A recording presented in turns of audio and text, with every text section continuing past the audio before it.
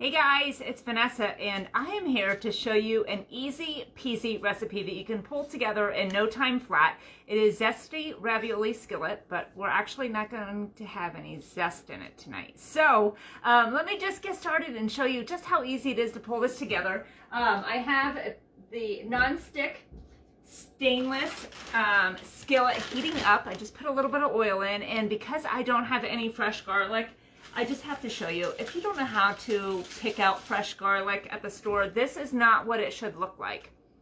This skin is like loose and it's like flaky and it's gross. You want your garlic, the skin to be white and tight. Remember, just like men's underwear, okay? So mine is a little bit creeperoo, so we're not going to be using this tonight. And instead, I'm going to put some of the garlic and herb in instead. So in a pinch, just go with that, right? So here's what we're gonna do to get on started. So I have the nonstick skillet heating up. So, oh, actually, I think I was supposed to use the wok. Oops. Okay, whatever. We can totally make this work, all right? So I'll show you the wok in just a minute, but I have the skillet going next. Normally, you would just put the garlic in, just press it with the garlic press until it gets fragrant. If you've never used the garlic press before, you need to know that you don't need to peel the garlic. You just stick the clove in here, give it a pop, and it's going to get all of the essential nutrients and the yummy stuff and all of the good flavor into your food, okay? So we're just gonna put that aside. So what we're gonna do next is just open up our tomatoes to put it in. Have you seen the smooth edge can opener? Mine's blue, they're usually white, okay? But it has this trigger in the teeth and it like fits on differently than you normally would. So you just kind of lean it right onto the side of the can, okay? And it's just gonna kind of grab on there. So once it grabs, you just start turning, turning, turning. This is fantastic because you are not going to cut yourself. So this is great for whoever takes out your trash, the garbage person, whoever. So it just kind of like did a click, and I felt it go a little different. And then when that happens, like it's still attached, but you just turn it the other way. And then you're gonna take the trigger and the teeth and just kind of pull up, okay? Sometimes I can't do it when I'm like off the ground, but we're gonna do it like that. So just put that right inside there. So we're gonna put 2 cans of tomatoes in there. So let me get this one started here. Make sure it's good, and we're gonna let these simmer, okay? So I don't know if you could do this with fresh tomatoes. I suppose you probably could, but you need some liquid to go along with it. All right, so pour that in there too. These make the recipe very delightful to just, and super easy and very, very cheap. So I don't know how much I paid for all of these ingredients, but it is way cheaper than eating out. Who's with me on that one, all right? So we're just gonna give it a little spin here, and I have to show you this. Wait until you see how awesome this is. This is the utensil holder. So this fits on the side of your pan, you know, so you're not making a huge mess on the side of your stove. Check that out. So if you don't have one of these, you wanna get the utensil holder, and it's also fantastic, especially for picnics and potlucks and things like that. So you don't have to worry about your stuff getting stuck down inside. We all know what that's like, okay? So that's gonna be simmering here, and then we're just going to put the salt and pepper in. So we need about a ½ teaspoon of each on there. Look at this, these like ingredients are crazy. You might even have all of these at your house already. So I'm just gonna put some salt and pepper right inside there. These measuring spoons are fantastic, right? So they clip together. You don't have to worry about washing all of them if you only use one. How annoying is that, right? So just put that in there too. All right. So we're just gonna do this for about 1 to 2 minutes right inside here. Are you with me so far? Nothing like mind-boggling or crazy. It's already like starting to simmer. My pan was nice and hot. So we've got that just about ready to go. And now what we're going to do is add in the ravioli. So let me pull this. Have you seen this yet? This is like a chip. I don't know what it's called. It's like a clip and also a cutter. I probably should have looked at the name of it. I can't remember what it's called. So you just kind of put it right on the side here. And just give it a pinch and pull it open, and look how easy peasy that is. And then when you're ready to store it, you can store it right with the same thing. So you can open up your cereal with this. You can open up your chips. You know, sometimes you're like, and it creates a huge mess. Not anymore. Okay, so now we're gonna add in the ravioli. So just use a bag. This is 25 ounces. I think it called for 24. What's an ounce between friends, right? Okay, so we're just gonna stick it right inside there. Just give it a little stir to coat. Make sure they're nice and covered here. So if you need to double the recipe, absolutely use the wok. We're just gonna try to make this work today. All right. Which I'm gonna tell you about the cookware in just a couple minutes, but I wanna make sure that I got this going here. So we're get it all nice and covered up. No naked spots, right? I want to make sure all of the ravioli is submerged in tomatoes. Okay, so we've got that going on. So let me just check the recipe. I haven't made this in a while. So if you do want the zest, the recipe does not call for a jalapeno, but you can totally add a jalapeno in there. When I do, I usually just add like half because it kind of bothers me, but I do like the zest. So feel free to add a pepper in for a little bit of that extra.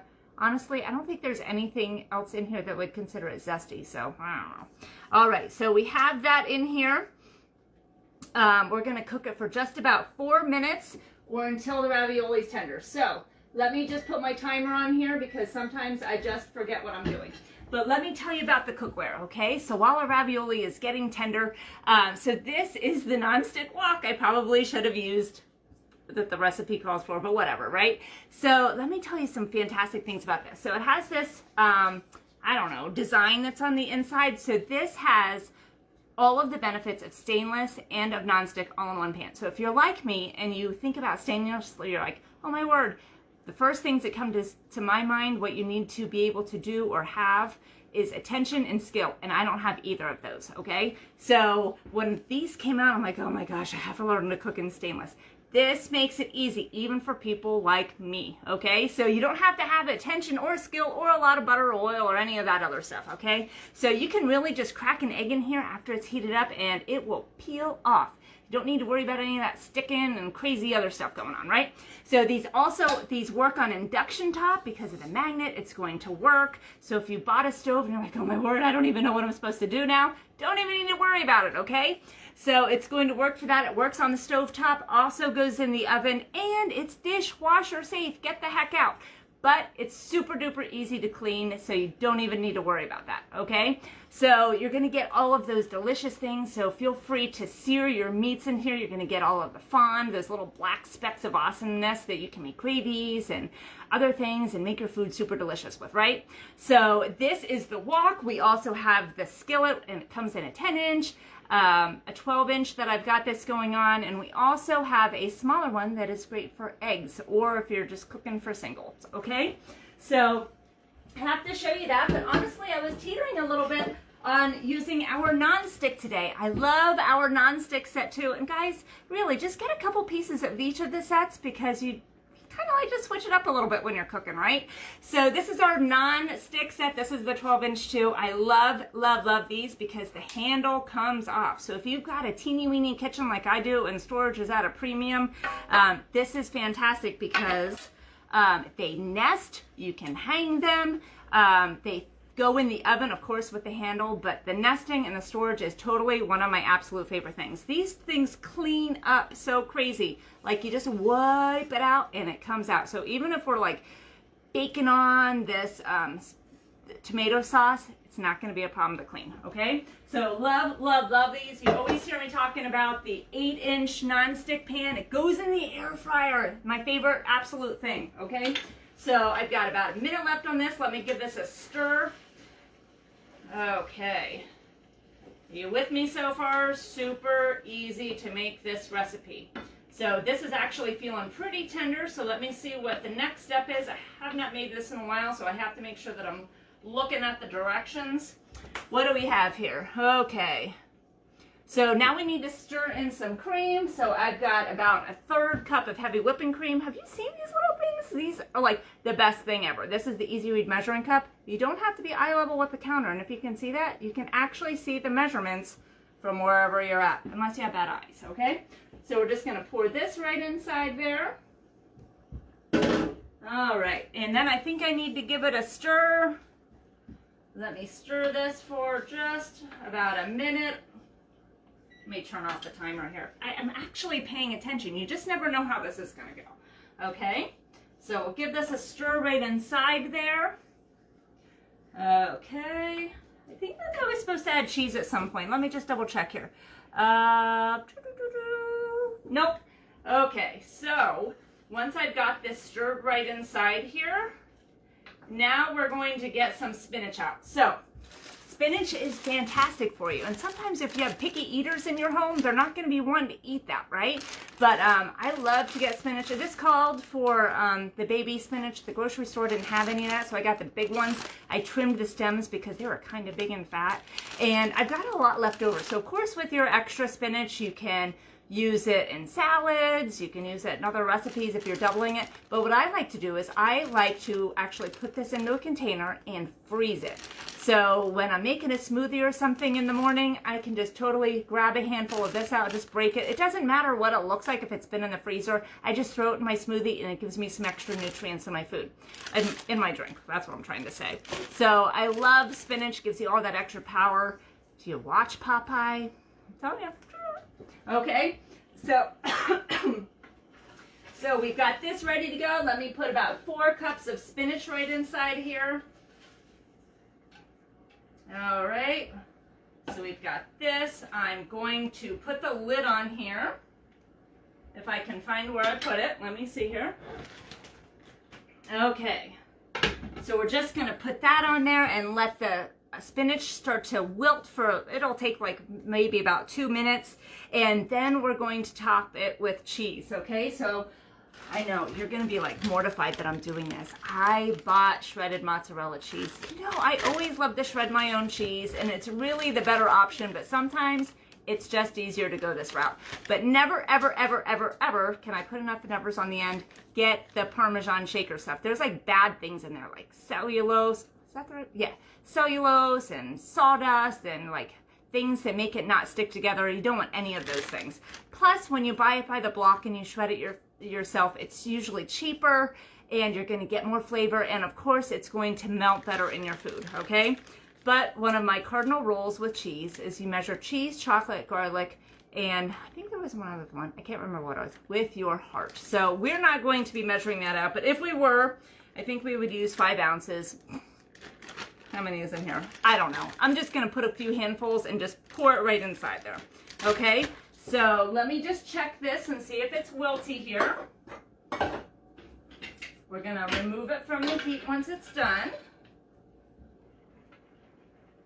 Plus, when it wilts, you don't have to worry about any of those stems, or if you have the big or the small spinach, so it's not going to be a problem. So this is looking pretty good here. I'm just going to give it a spin and turn off the heat. Now, if you wanted to add some extra protein to this, you could add some pea protein powder. I would have done that at the step where I put the tomatoes in by themselves. Just coat them. It has no color, no taste. Your family will never know, but when you're eating meatless dishes like this and you just want a little bit of extra oomph, I don't know what the technical term would be, but you know what I mean, oomph. That would be the way to do it, okay? So I got all of this ready to go. Let me just remove it from the heat here. We're just gonna put some mozzarella right on top. And look at this. An easy, easy recipe. I didn't even break a sweat. This is a really great one, especially for like busy nights where you're racing around all over the place. Or maybe your kids are cooking. This is a great one for them too. So I'm just gonna put some of this garlic and herb on top. Oh, let me tell you this before I put it in. So quick tip, on the inside here where there's 2 lines, the bottom line is about 1 tablespoon. So if you don't wanna do dishes, that is a great tip for you, so you don't have to worry about it. So I'm just going to sprinkle some of this on the top. That's going to take the place of the garlic that I didn't have because it was stinkeroo. Now I can't get the lid open. Where in the world? My goodness, is anybody else like having failing eyesight? It's terrible. All right, so I'm just going to sprinkle some of this right on top there. The sweet basil would also taste mighty delicious. Give this another spin. Make sure all of the cheese is melty. and dinner is served. So let me show you this. Let me grab a cloth here. Check that out. Yum-alicious, right? So I posted the recipe for you. Try it out. Hope your family enjoys. So with that, I'm going to sign off because I've got some hungry people in my house. So have a great day. I will catch you next time. Bye, guys. Did you seriously